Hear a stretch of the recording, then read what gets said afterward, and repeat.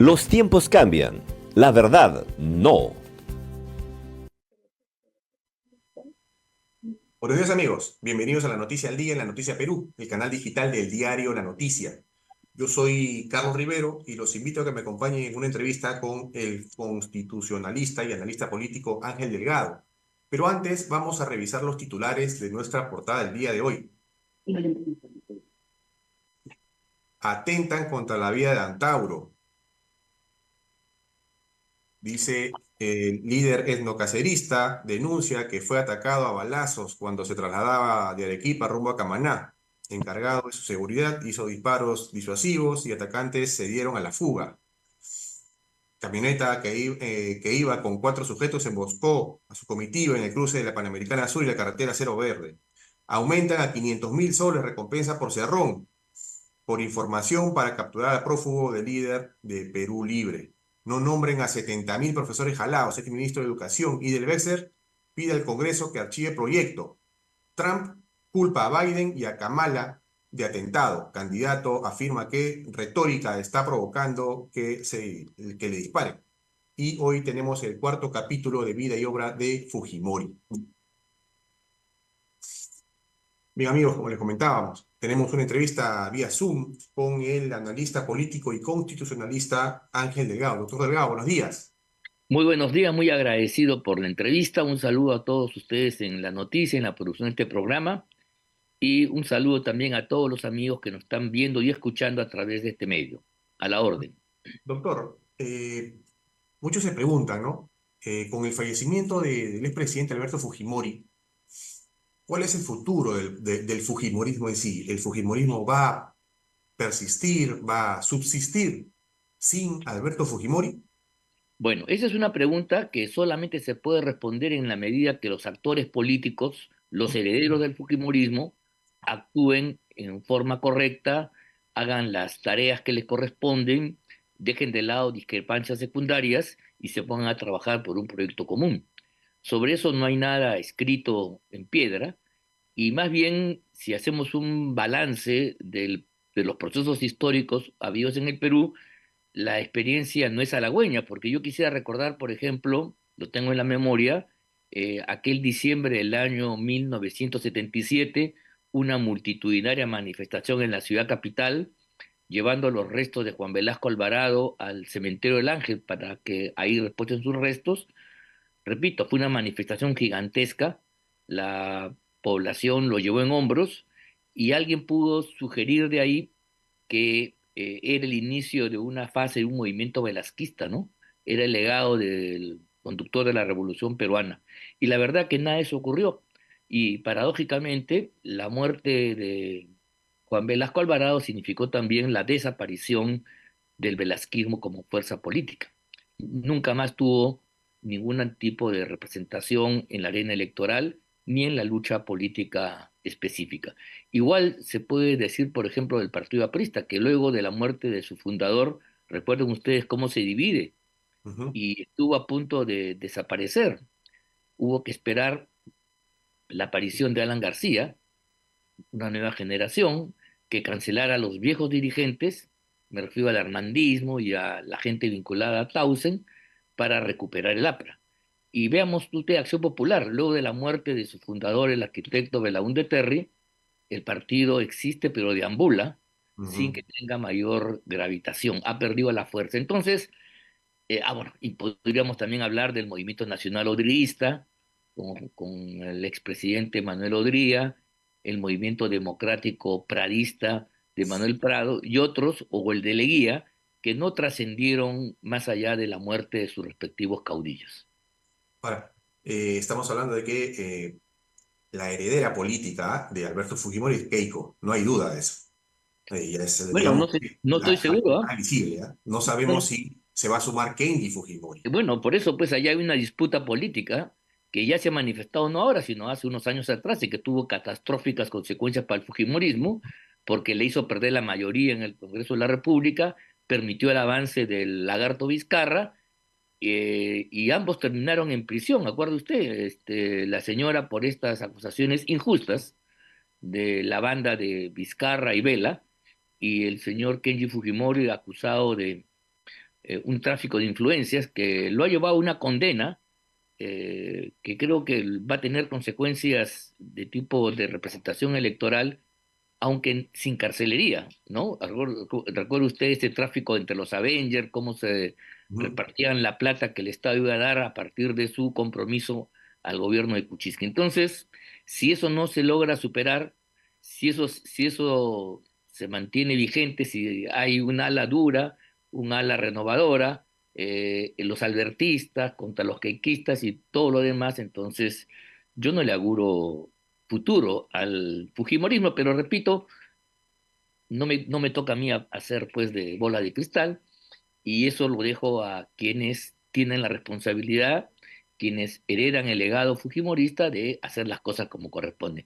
Si lo hacen bien, estoy seguro que el movimiento perdurará, el partido tendrá vigencia y si de lo contrario estaremos asistiendo al principio del fin de este fenómeno político que ha sido muy importante en la República, un momento trascendental, los años 90, años de Ujú. violencia terrorista, años de hiperinflación y crisis de la economía, y bueno, una época que hasta ahora sigue gravitando, pero de ahí a que salga una fuerza política homogénea, consolidada y fuerte, esa es una apuesta que hay que ver qué sucede en la realidad. Doctor, entonces el futuro del Fujimorismo está en manos de los De ellos, hermanos Kenji y Keiko Fujimori. así es.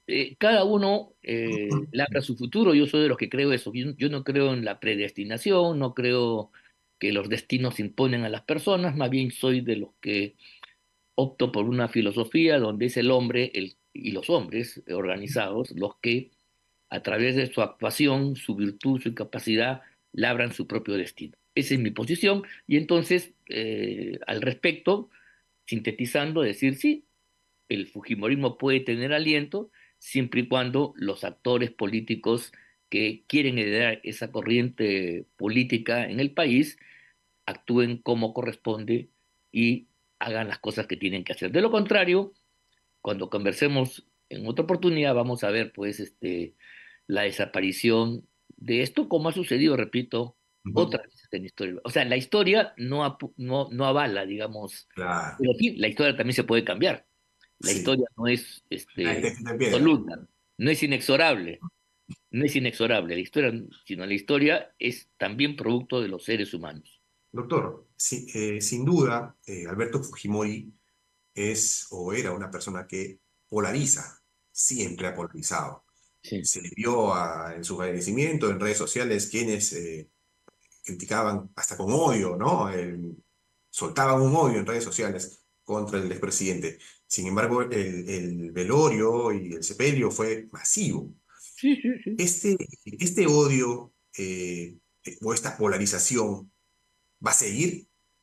A ver, yo creo que la polarización que desata el fujimorismo no es por haber llevado a cabo las dos acciones más importantes que se requerían en el Perú de los 90: la lucha contra el terrorismo y la derrota, que se Ujú, consiguió finalmente, y en segundo lugar, la lucha contra la inflación, la crisis económica y la reinserción económica, que también se consiguió.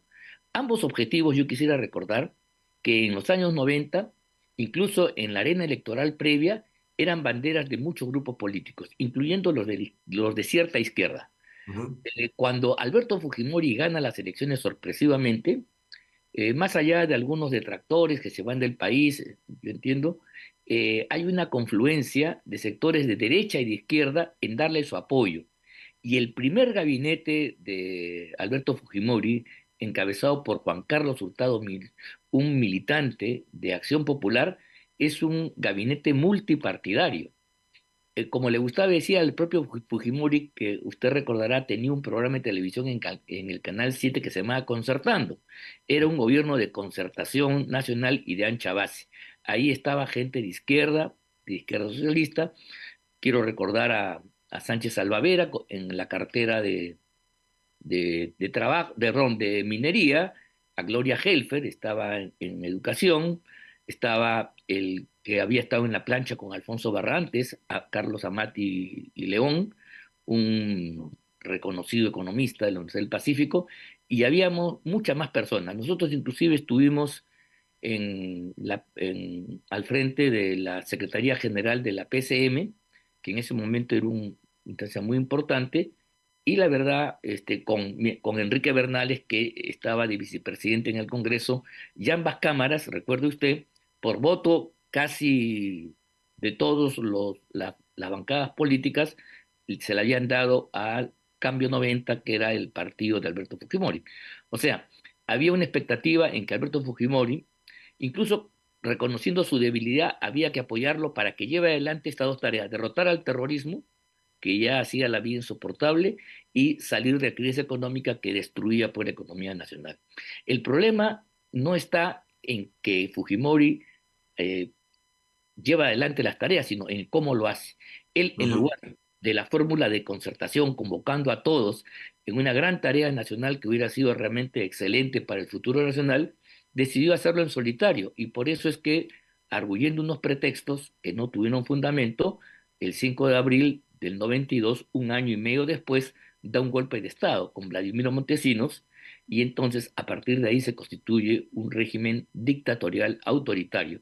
Y como sucede con todas las dictaduras, ¿no? Tienen dos problemas. En primer lugar, acumulan un conjunto de abusos de todo tipo. O sea, el abuso es consustancial a la dictadura y eso lo ha sufrido mucha gente en todo nivel. Y en segundo lugar, el gobierno autoritario vertical es fuente de una Ujú. corrupción también vertical y ampliada. Y en consecuencia, esos dos factores, el abuso que caracterizó al régimen fujimorista y la corrupción que se extendió por todo lado, creo que son los puntos que generan esta suerte de reacción, de rechazo ante Fujimori, no por haber llevado las acciones, por más que la lucha contra el terror se hizo en muchos casos violentando derechos Ujú. fundamentales, que por eso hubo después intervenciones judiciales, o los excesos que pudiera haber habido en la lucha, en los ajustes económicos que llevaron a la pobreza a millones y millones de peruanos. Más allá de esa crítica ya puntual, nosotros le reconocemos a Fujimori el haber llevado a cabo con mucha fuerza y pragmatismo dos tareas que resultaron triunfantes, y el triunfo de Fujimori significó un triunfo para todos los peruanos, para el Perú sin excepción. Yo no voy a reconocer, pero al mismo tiempo quiero decir que es la forma, el envase en que se llevó a cabo esta tarea generó un rechazo masivo por el cúmulo de abusos y por la corrupción extendida. ¿Se da cuenta? Y eso es lo que explica el por qué mucha gente que no es solamente de izquierda, que no es verdad que esté vinculada al terrorismo, sino gente que pertenecería al ámbito de la derecha o sectores democráticos, han manifestado un rechazo muy fuerte al fujimorismo, incluso prefiriendo votar por otro tipo de opciones. Yo creo que eso sí hay que ponerlo punto final. ¿Se da cuenta? Doctor, Sí. sí. Doctor, si bien el régimen de Fujimori fue calificado como autoritario por diversas medidas que tomó y la forma como las tomaba, como usted explicaba, este autoritarismo o esta imagen de autoritarismo también se trasladó, ya con él fuera, a la bancada del Fujimorismo, Fuerza Popular. ¿Usted considera que la bancada de Fuerza Popular también ha actuado en algún momento de forma autoritaria? Bueno, había pues Mm. la mayoría que tenían el Parlamento la usaban pues sin ningún tipo de contemplaciones. O sea, era un régimen vertical. Ahora, ellos lo justificaban porque era necesario luchar contra la violencia criminal del Sendero Luminoso y, por supuesto, las medidas de ajuste. Claro, ellos tienen en el discurso fujimorista hay una explicación de eso, pero yo, en fin, este es un análisis más de detalle. Yo creo que eso no era necesario y estoy tratando de dar una explicación de por qué, a pesar de los éxitos que son indiscutibles de Alberto Fujimori, yo no lo voy a negar, existe una reacción tan fuerte, tan grande y tan extendida. ¿Se da Claro. cuenta? Y repito, no solamente en sectores vinculados a la izquierda, sino también en el lado democrático, incluso de la derecha, que se sintieron agraviados y ofendidos por esta forma de actuar del señor Alberto Fujimori. Por ejemplo, voy a poner un ejemplo. Usted recordará que el señor Fujimori se fue de la peor manera, abandonó a Ujú. los suyos, abandonó a sus familiares, a la señora Keiko, que era una jovencita en ese momento, a sus ministros, a sus partidarios, abandonó a las Fuerzas Armadas que lo habían respaldado, se fue a Japón, se hizo japonés y postuló al Congreso en dicho país. Eso no sé cómo la historia recordará, pero yo creo que eso es una afrenta para los peruanos, pues. Eso que Claro. un presidente de la República desprecie la nacionalidad peruana, sea japonés y pretenda ser parlamentario en la dieta japonesa, en fin, es parte pues del lado negativo de este señor, Claro. ¿no? Hay esa Ahora, balanza, ¿no? De las cosas que hizo bien y las cosas que ahí está. no las hizo bien, y ya dependiendo de la forma de pensar de cada uno, le dará mayor Sí. peso a uno y otro, ¿no? De eso se trata, creo, ¿no? Ahora, yo le digo, esto es un tema que finalmente se va a resolver en el tiempo, la historia tendrá la última palabra. Cuando yo digo que la historia juzgará, no significa que la historia va a absolver. Alguien me preguntó, alguien me dijo, no, yo no, la Ujú. historia puede condenar o puede Claro. quedar ahí. Porque nosotros, yo incluyendo, hemos sido partícipes, hemos sido testigos, hemos sido actores de estos años y entonces estamos marcados pues por una serie de circunstancias que podríamos conversar largamente más allá de la entrevista y eso pues determina nuestra forma de pensar. Por eso yo digo, Fujimori ha sido un referente a fines del siglo XX, enfrentó dos gravísimos problemas en una etapa crucial, dramática de la vida peruana. Felizmente lo sacó adelante por el bien del Perú, porque si el Perú hubiera sido derrotado por Sendero Luminoso o la hiperinflación y la crisis hubiera destruido el país, estaríamos en una situación completamente distinta. Entonces sí, eso se hizo, pero eso no es lo que nosotros le reprochamos a Fujimori, al contrario, eso es parte de su activo. Es el otro lado de la luna La de su forma. actuación, lo que yo creo que ha merecido una polarización que hay que poner también fin. ¿Por qué? Porque Ujú. no podemos nosotros hacer eterno, infinito, estos odios que se gestaron en un momento determinado. O sea, yo soy de los que creo que si hubo tensión, si hubo furia, hubo violencia, hubo rencor, hubo odio, eso tiene que quedarse congelado en el tiempo y no puede gravitar para coyunturas posteriores. Estoy totalmente en contra con ese razonamiento que hacen algunos de que prefiero votar por el Diablo o por Pedro Castillo en lugar de la señora Keiko Fujimori, que por cierto no tuvo responsabilidad en esto que yo estoy aquí señalando. La señora Fujimori pertenece a un nuevo ciclo cuyo mérito más importante fue rescatar el Fujimorismo, lo ayornó y lo convirtió en un partido democrático que casi que disputó la final, ¿no?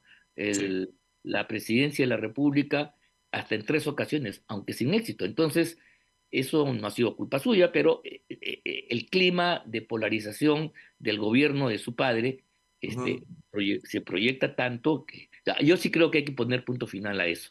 O sea, la política no puede vivir eternamente del pasado, porque el pasado condena el presente y nos atrapa en las posibilidades que tenemos que tener en el futuro.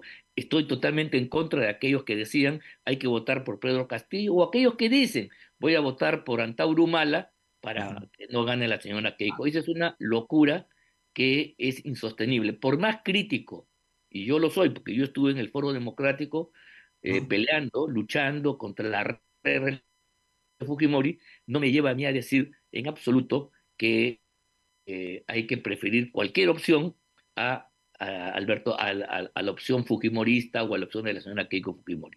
Creo que eso es un error inaceptable que no podemos permitir y ojalá que logremos superar la página luego de la desaparición física del conductor, del líder, del caudillo de este movimiento fujimorista.